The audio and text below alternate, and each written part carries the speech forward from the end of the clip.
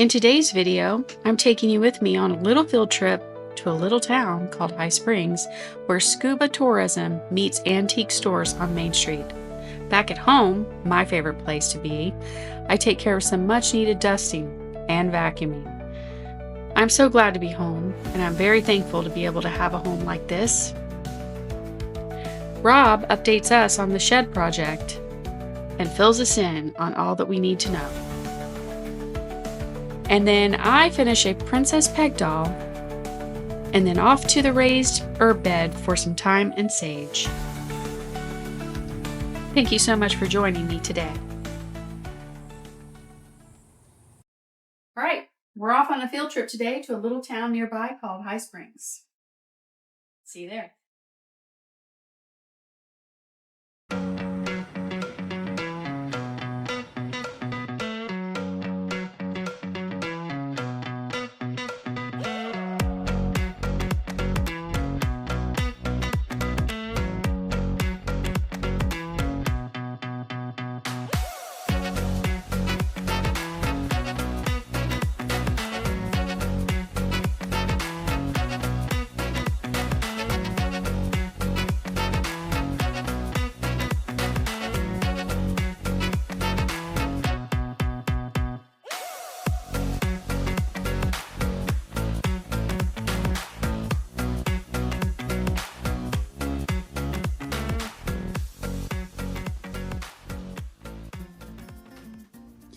Decades on Main.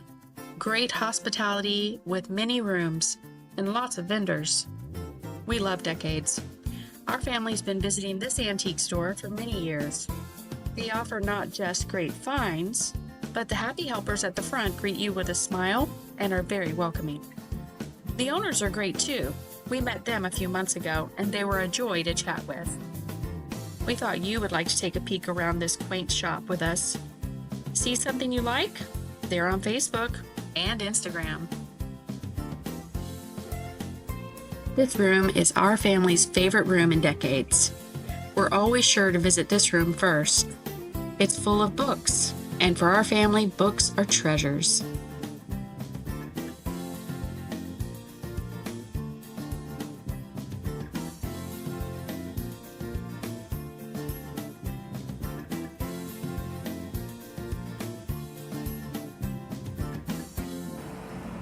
The next shop we're visiting is the Bird Nest. It used to be a hardware store. The owner has cleverly placed old and new items in this store in such a beautiful way. I enjoy walking through this store every chance I get. High Springs has a lot to offer to tourists, but it also has a lot to offer to us locals. It's just beautiful. I love her theme of the birds. I don't want to go overboard in my own house, but I do enjoy putting birds on things. I especially enjoy this frame with birds on it. Maybe it'll come home with me.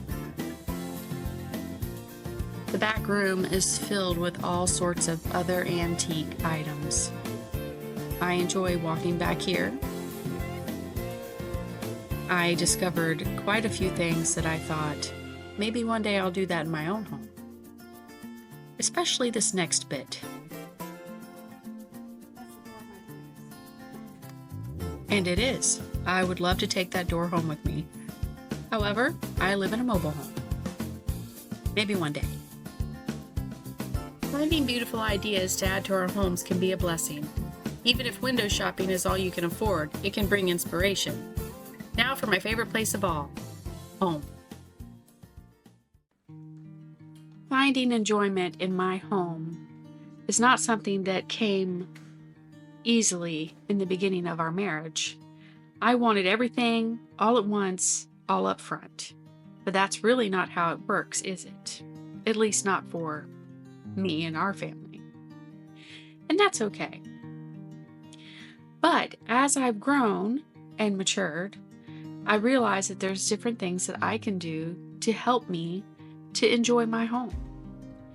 And one of those things is to focus on an area that I know would bring me joy to see every day straightened and looking in order. It could be a window, a corner of a room, or even the whole room, and it would be a blessing to me and my family when I would put forth the effort to make this happen. So tidying things, decluttering things, decorating things, whatever you like, is something that can help you to be inspired to go into another room. Maybe tackle something that would be less of a joy, like, say, the boot room or the back porch in my case. In my home, I do have a few requirements that make me happy and keep me happy. One of the things is to ask those 3 questions. When I come to an item that's in my home that maybe I'm thinking has been here way too long or just seems to be in the way sometimes, I will ask, is this making me happy? Is it useful? And is it at hand? These are my 3 main questions, especially in the kitchen. When I am in there, I want to ask these questions, and it keeps the clutter down. I still have a junk drawer. I still have places in the home that have, let's say, some clutter. But I do try to keep this in mind as I work around each corner of my home. And it is helpful. It's helped me to declutter quite a few rooms. And so now my living room is a joy for me to be in. I enjoy tidying it up. I enjoy vacuuming. I enjoy the process of making it look nice and neat. Not just for visitors, not just for my family, but for myself as well. I thrift occasionally, and when I do, I've begun asking myself, will I truly use this, or am I wanting to purchase it just because it's a good deal? Does it fit my theme? Does it make me happy? Will I use it daily, weekly, or monthly? If it is decor, I really know right away because I've chosen a color palette for our home and I try to stick to that. We call our theme in our home Vintage Cottage Intercoastal. We live near 2 rivers and several freshwater springs, and we're about 2.5 hours from a beach. So those colors that surround us is what I have in my home. Dark wood is the color for the rivers. Aquamarine is the color for the springs. Green, gray, and beige for moss. Dark green for the trees. I did become kitschy, and I do quotes on the word kitschy at first with my decor when we first moved here 9 years ago. It was just so easy for it to become a beach theme right off the bat. I do believe in still putting out some of that kitschy, beachy things to decorate the house with, but other than that, I tried to keep the beach stuff to a minimum. I love how the home has turned out with its soft colors.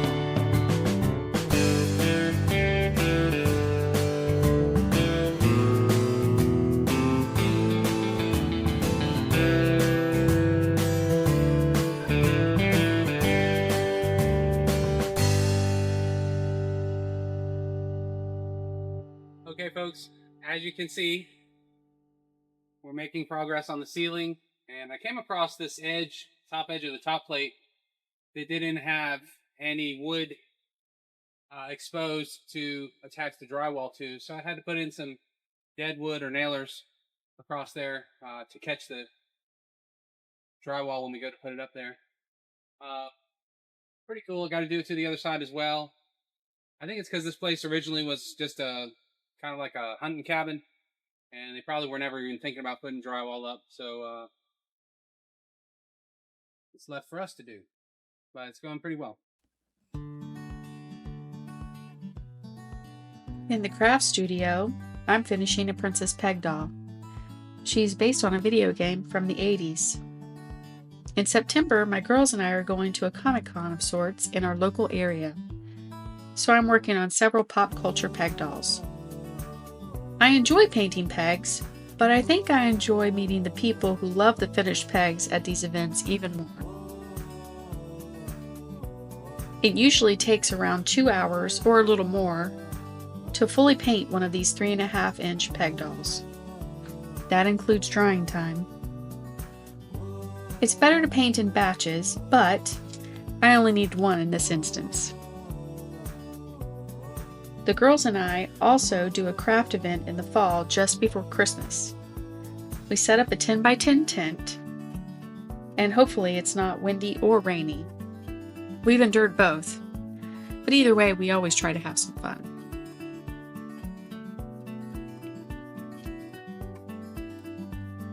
There are several peg doll artists that I follow on Instagram, and I wish they would make videos showing their process. I think that would be a really awesome thing to see. I have so many favorites.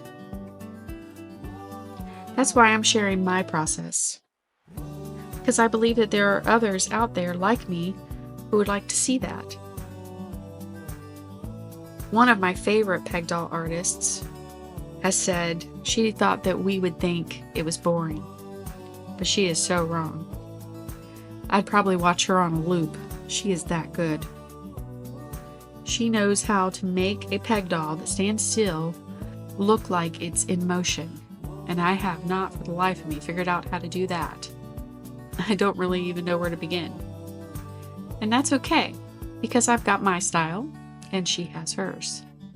Just like many of the others out there who are doing such a great job at painting these pegs and making them look so great.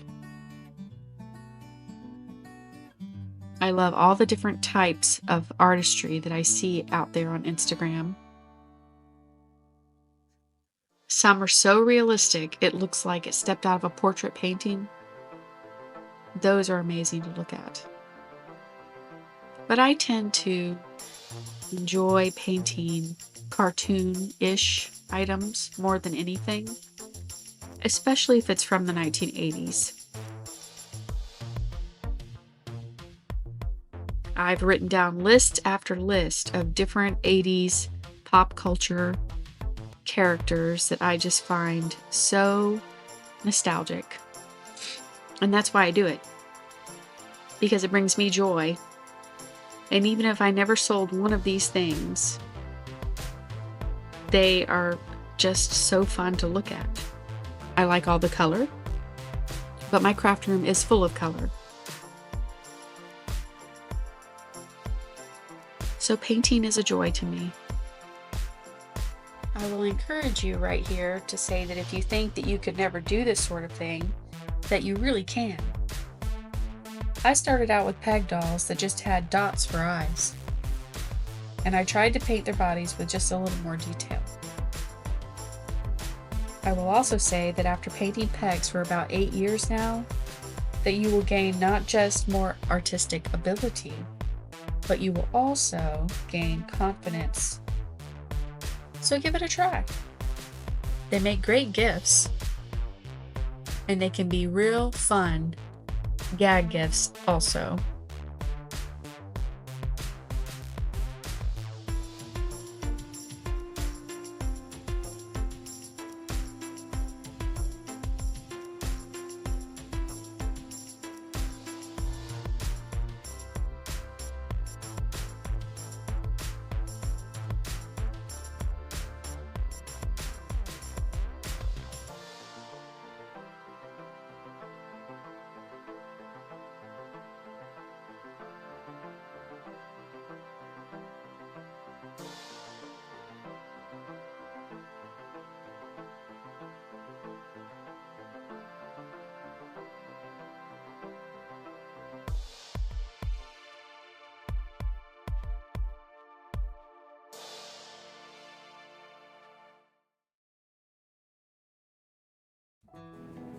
I think it's time to visit our raised herb garden.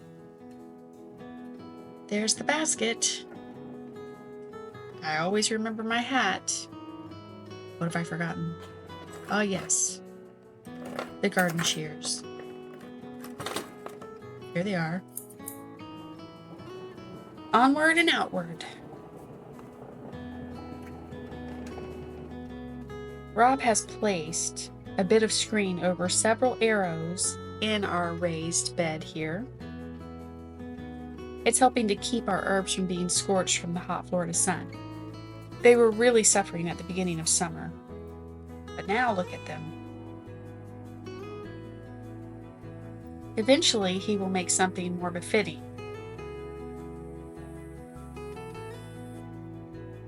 I'm so glad to have some healthy green herbs. I'm here to cut some thyme. It's gotten quite full and it needs a trim. We use our fresh thyme for salmon and roasts, but it's also a flavor boost for scalloped potatoes.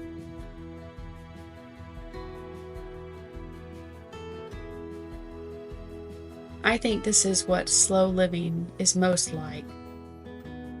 Breeze, sunny weather, and something green in the garden. I'm not really an outdoors person. You can ask anyone in my family. But I do enjoy doing this. Now I'm going to cut some sage. It looks a little tall and lanky, so I think it needed a trim as well. I'm so thankful for our little herb garden.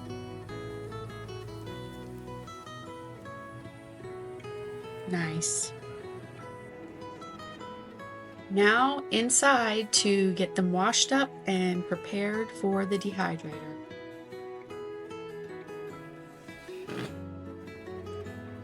I love this little salad spinner. It works so well. Perfect size really for the herbs. I have a larger one for salads, so I really only use this little one for these kinds of things. So really what I'm going to do is just gently wash everything. Then I'm going to spin them to get most of the water off. And then I'll lay them in a little pan with a piece of paper towel.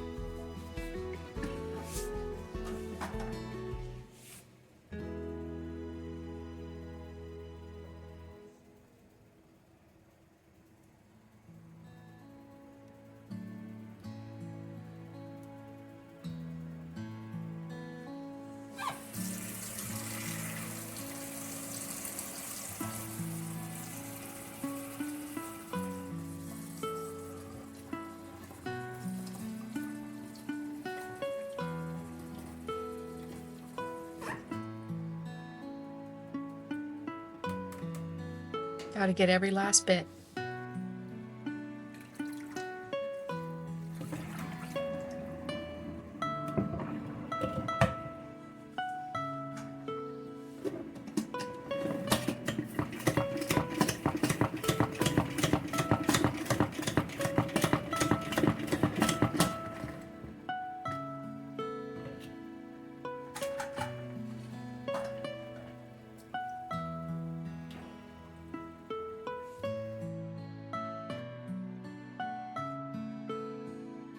Now we're in the farm room, and what you see there, that little black box, is my dehydrator. I like how compact it is. The perfect size for our small kitchen. I don't dehydrate very often, so it's nice having something that's not taking up too much real estate in the kitchen. We bought it from Amazon, I would say about 2 years ago. And it's been pretty good so far. I don't remember the name brand. I'm sure it's somewhere on the box.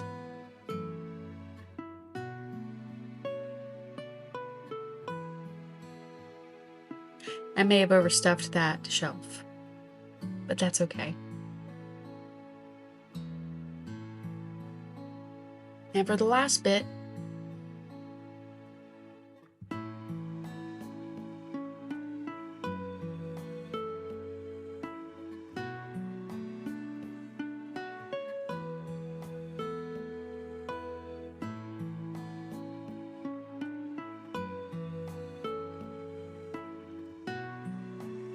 okay, what I'm going to be doing now is turning the unit on, putting it at a temperature of 104, and setting it for 24 hours. All right, it's the next day. I believe that these are nice and dry. Look good. And now for the fun part, removing all the little leaves.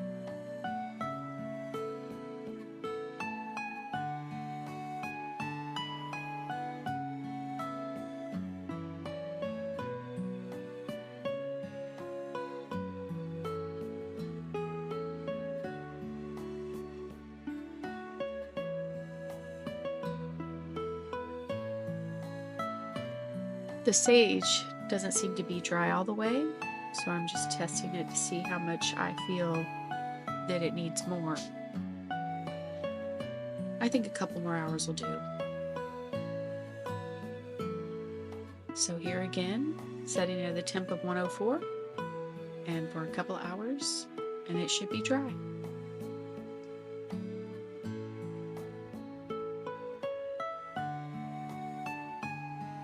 All right, it's time to get these little leaves off of these very tiny stems. This process really seemed to take forever in a lot of ways, but isn't that what slow living is all about? So I did take my time a little bit, and then I did try to quicken up the pace a little bit too, because the stems just kept breaking and falling off, but that's okay. I've had the same thing happen before.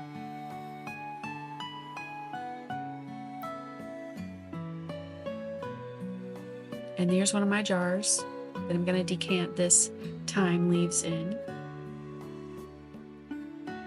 Nice. Here is our lemon tree.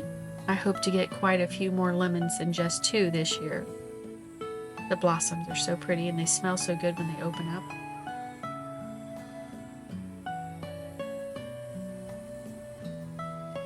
This tree is our kumquat tree, and it's going to yield quite a bit this year. Thank you for visiting us today. If you've enjoyed this video, please like and subscribe.